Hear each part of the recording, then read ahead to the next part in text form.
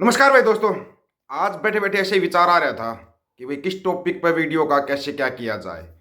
तो अपने मन में विचार आया हमारे देश का असली मुद्दा क्या है। ऐसे हम भी कुछ छानबीन कर रहे थे कि भाई देश का असली मुद्दा क्या है। क्या धर्म हमारा मुद्दा है? धर्म हमारा कोई मुद्दा है ही नहीं। क्या जातियां हमारा मुद्दा है? जातियां भी हमारा कोई मुद्दा नहीं है।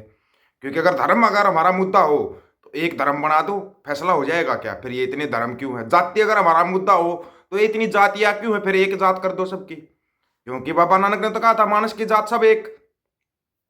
हमारा असली मुद्दा क्या है? हमारा असली मुद्दा जो है ना, वो है हमारा मुद्दा कि भाई ये धर्म जाति इन सब से हटके अपने देश के अंदर अंग्रेजों का राज रहा था। अंग्रेज ईसाई थे, अंग्रेजों का राज रहा। क्या उन्होंने मंदिरों को तोड़ दिया? क्या उन्होंने मस्जिदों को तोड़ दिया? अपने देश में मुगलों का राज भी रहा। क्या उन्होंने मंदिरों को तोड़ा, मस्जिदों को तोड़ा? अगर उन्होंने मंदिरों को तोड़ा होता तो फिर इतने पौराणिक मंदिर कैसे हैं? इतने पौराणिक मंदिर कैसे बचे हुए हैं? और दिल्ली में मुगलों का राज था, तब सिखों के अंदर इतना दम था कि उन्होंने गुरुद्वारा साहिब बनवा दिए थे और बनाने पड़े थे मुगलों को। उनका राज था फिर भी उनको बनाने पड़े थे। तो धर्म और जाति तो हमारा मुद्दा नहीं है। हमारा असली मुद्दा है राज का। राज कैसा होना चाहिए? हकीकत में मुद्दा हमारा यह है कि हमें कैसा राज चाहिए। एक था खालसा राज, महाराजा रणजीत सिंह का राज। उस खालसा राज में ना कोई जातीय दंगे थे, ना कोई धार्मिक दंगे थे, कोई मतलब ही नहीं था। अगर हो तो बताओ। उस खालसा राज से डरते थे अंग्रेज भी, डरते थे मुगल भी। अंग्रेज जाते जाते बता गए थे कि अगर भारत पाकिस्तान एक रह गया तो ये दुनिया पर राज करेगा, क्योंकि इसमें पंजाब है, पंजाब भारत के साथ मिला हुआ है। ये अगर पंजाब पूरा मिला रह गया तो ये दुनिया पर राज करेंगे। ज्यादातर हिस्सा पंजाब का तोड़ा गया, बंगाल का तोड़ा गया, तब पाकिस्तान बनाया गया। फिर उन्होंने देखा अगर पंजाब भी रह गया, फिर पंजाब के लोगों ने अपनी मांग रख दी और पंजाब अलग से राज्य बन जाता है, अलग से एक स्टेट बन जाता है। पहले स्टेट होती थी।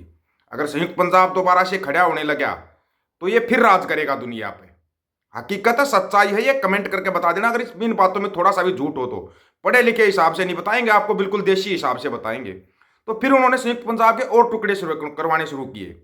डरो मत, अंग्रेजों का राज तब भी था, आज भी है। आज भी अंग्रेजों वाली नीतियां चल रही है अपने देश के अंदर, चाहे वो सेना हो चाहे पुलिस हो, कानून अंग्रेजों वाले चल रहे हैं। अगर ना चल रहे हो तो बताओ। कानून अंग्रेजों वाले चलते हैं तो राज तो अंग्रेजों का था। उनको पता था अगर पंजाब एक रह गया, संयुक्त पंजाब रह गया, तो ये फिर दुनिया पर राज करेगा। कैसे न कैसे इसको तोड़ते रहो। हिमाचल तोड़ दिया, हरियाणा तोड़ दिया, कितना तोड़ा, बार बार तोड़ा गया था। इनको पता था एक खालसा फिर उठेगा। आपको एक चीज मैं बार बार कहता रहा था, खालसा और जापान एक से हैं, बार बार टूटते हैं और बार बार खड़े हो जाते हैं। और खड़े भी ऐसे होते हैं कि दुनिया में नाम कमाते हैं। फिर दुनिया में नाम क्यों था खालसा राज मशहूर? उसके अंदर दो चीजें थी, एक थी शिक्षा, एक था स्वास्थ्य। शिक्षा, अंग्रेज तक पढ़ने के लिए आते थे, और रोजगार तो था ही। रोजगार तो अंग्रेज नौकरी मांगने आते थे संयुक्त पंजाब के अंदर। आप उठा के देख लो, खालसा राज का उठा के देख लो, आपको पूरा पता लग जाएगा, पूरा पता लग जाएगा। क्योंकि वहां पर तो ना, जो ये बातें करते ना, हम कुत्ते बिल्ली भी होते, कुत्ते के गले में भी अगर कंठी बांध दी ना तो पूरे राज्य में घूम गया, वो कोई तोड़ने वाला नहीं मिला उसको। लेकिन यहाँ पर तो ऐसे ऐसे कुत्ती चोरों नाल मिली हुई है। यहाँ तो ऐसे ऐसे राज है उनका, तो किया क्या जाए, किया क्या जाए। इसलिए इनकी नजर थी खालसा राज के ऊपर। और फिर सबसे बड़ी इनको दिक्कत होती है अगर संयुक्त पंजाब एक होने की मांग रखता है, तब इनको प्रॉब्लम दिक्कत शुरू हो जाती है। फिर ये अपना वो जो होते हैं ना चिंटू मिंटू, ये अपना नया ही नारा लेके आते हैं। चिंटू, आज तुम्हारे को मैं एक बात बताऊं जो अभी तक नहीं बताना चाहता था।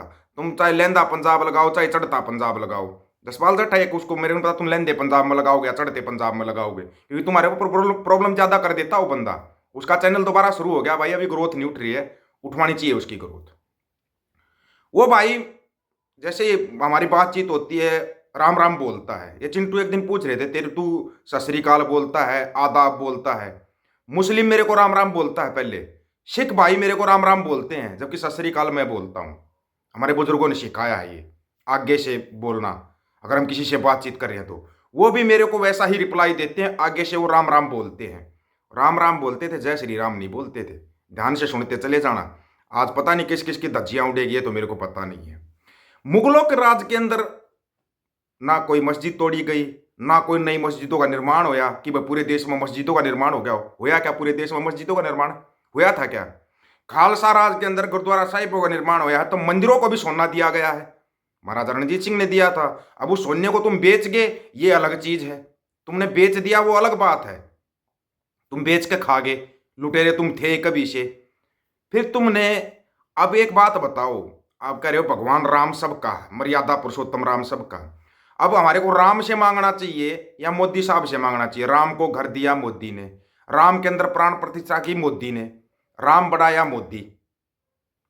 सवाल छोटा सा है और जवाब भी इसका छोटा सा चाहिए मेरे को। चिंटू, धार्मिक भावना बेना अगर आहत होती है तो दूर रहा करो, वीडियो से कोसों दूर रहा करो, पहले ही बता देता हूँ इस चीज को। अब बताओ, राम बढ़ाया मोदी, घर दिया राम को, मोदी साहब ने दिया, प्रधानमंत्री साहब ने दिया। राम के अंदर प्राण प्रतिष्ठा, उसको जिंदा किया, मोदी साहब ने किया। पहले उसके अंदर कुछ था ही नहीं। अब राम से तुम क्या मांगोगे? तुम राम से मांगोगे या मोदी से मांगोगे? सोचना थोड़ा इसको। ये छोटा दिमाग जो तुम करके बैठ जाते हो ना, सोचना इसके बारे में। दुनिया चांद पर घर बना रही है, मंगल ग्रह पर घर बना रही है, तुम यहाँ पत्थरों में जान फूक रहे हो। जिंदा इंसानों की तुम्हारे अंदर कोई कदर नहीं है, कोई कदर ही नहीं है। लॉजिक पे नहीं, तुम मैजिक पर बात करते हो, तुम मैजिक पर चलते हो और दुनिया लॉजिक पर चलती है। लॉजिक पर तुम्हारे से कभी बात होगी ही नहीं, कभी नहीं होगी। अगर तुम इतनी प्राण प्रतिष्ठा करने वाले हो तो सीमा के ऊपर सैनिक जो शहीद हो जाता है उसको जिंदा करके दिखाओ ना, तो मानेंगे मोदी जी प्राण प्रतिष्ठा कर सकते हैं, कर सकते हैं। प्रधानमंत्री हैं देश के, कुछ भी कर सकते हैं, कितनी भी लंबी फेंक सकते हैं, उनसे लंबा तो कोई फेंक नहीं सकता ना। कोई माइका लाल पैदा नहीं हुआ उनसे बड़ी जो फेंक देगा, फेंक ही नहीं सकता। जोर लगा ले भाई। ओलंपिक में गोल्ड मेडल लेकर आया था नीरज चोपड़ा, उसने खुद कही थी कि मैंने तो फेंकना आपसे सीखा है। ये बात अलग है, उसने ना जेवलिंग बोलिया था ना भाला बोलिया था, लेकिन फेंकना मोदी जी से सीखा है। जो जितना ज्यादा लंबा फेंक सकता है वो मोदी साहब से सीखता है। तो सब कुछ मोदी से सीख रहे हो तो तुम क्यों कहाँ राम हनुमान और इनके उसमें फंस रहे हो तुम?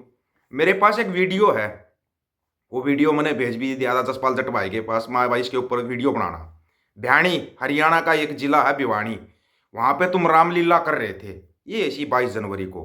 हनुमान बन गया, उसने थोड़ा जोर ज्यादा लगा दिया भाई, जय श्री राम हरिश्मर जोर ज्यादा लगा दिया उस बंदे ने, हार्ट अटैक होकर मर गया वो।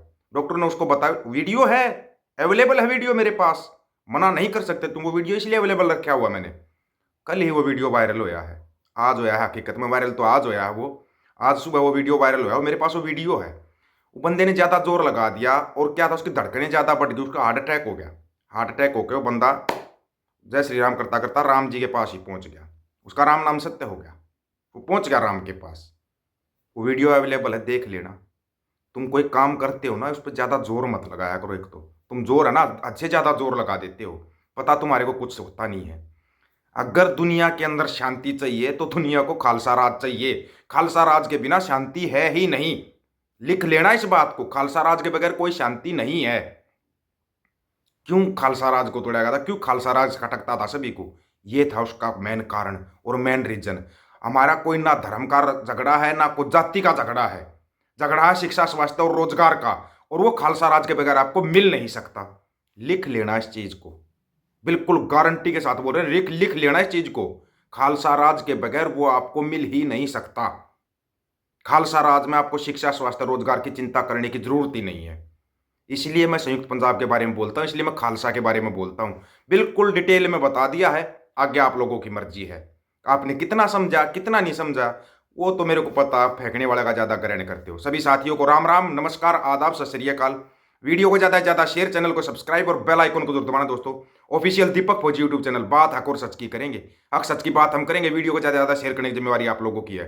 गज के आखो वाहेगुरु जी का खालसा, वाहेगुरु जी की फतेह।